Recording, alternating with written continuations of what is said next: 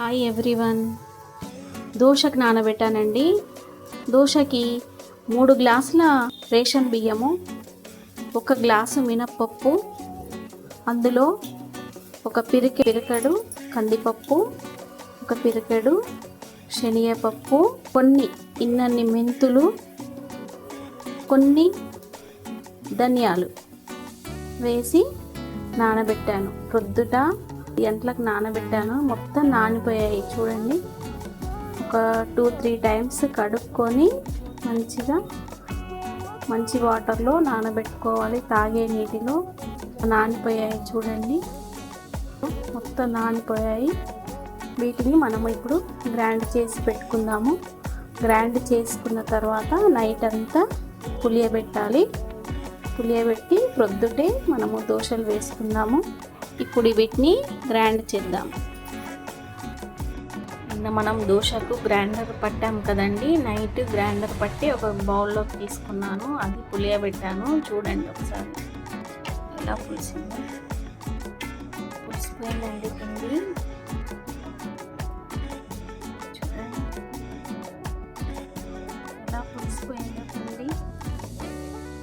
మంచి కలర్ వస్తుందండి. ఇది బయట హోటల్లో వేస్తారు కదా, అలా కలర్ వస్తుంది. ఎందుకంటే నేను శనగపప్పు, కందిపప్పు, మెంతులు వేసాను కాబట్టి మంచి కలర్ వస్తుంది. చూద్దాం మనం దోశ వేసుకొని. నేను పులిసిన పిండిని ఒక గిన్నెలోకి తీసుకున్నానండి. ఎందుకంటే అది మిగతా అదంతా ఫ్రిడ్జ్లో పెట్టేశాను. మనము పిండి తీసుకున్న దాంట్లోనే మనం కొంచెం సాల్ట్ వేసుకుంటున్నాము.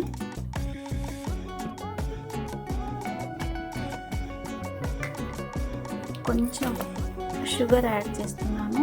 ఎందుకు అంటే మంచి కలర్ వస్తుంది. ఇప్పుడు దీన్ని మనము కలుపుకోవాలి.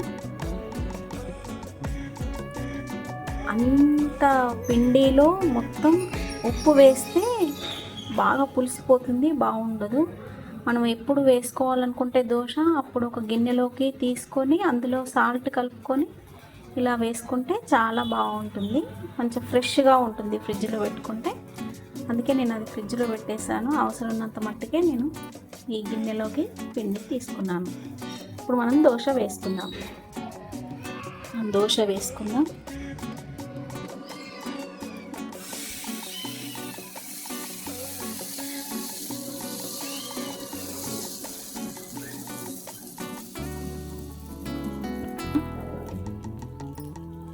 ఉల్లి తురుము వేసుకుంటున్నాము.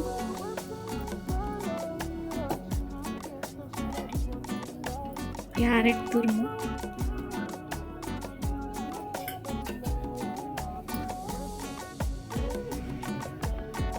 మిరం వేస్తున్నాము.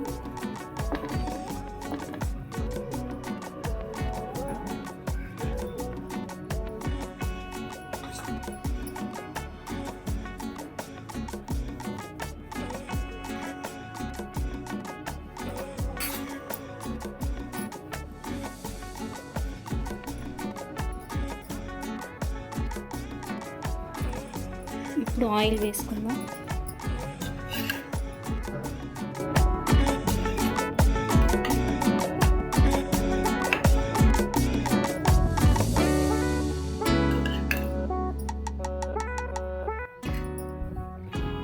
సన్నగా తరిగిన కొత్తిమీర,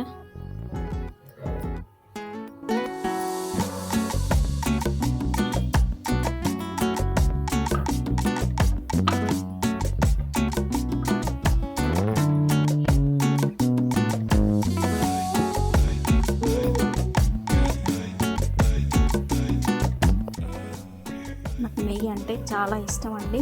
కొంచెం నెయ్యి వేస్తాను.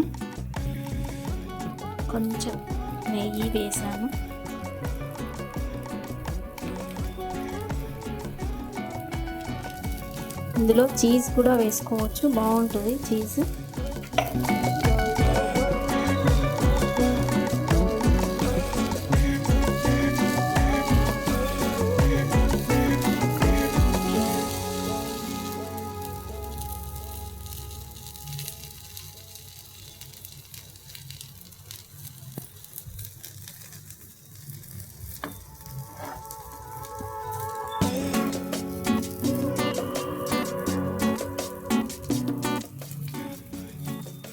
చూడండి వేగిపోయింది,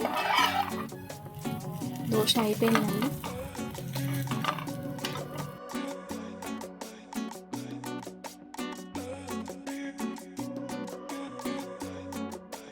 చూడండి ఇంకొక దోశ వేస్తున్నాను.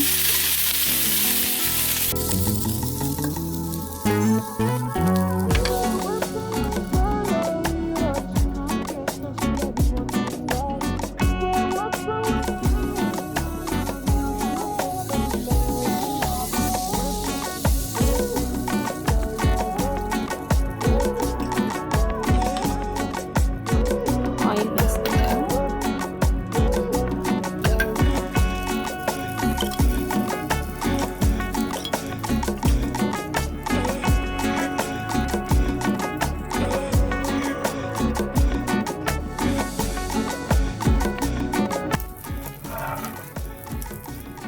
చూడండి ఇంత మంచి కలర్ వచ్చేసింది.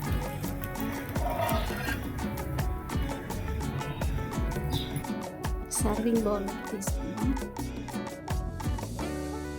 3 దోశలు వేసుకున్నానండి నేను. దీనికి పచ్చడి చేసి పెట్టాను. ఇప్పుడు టేస్ట్ చేసి చెప్తాను ఎలా ఉందో. కాలుతుందండి కరకర.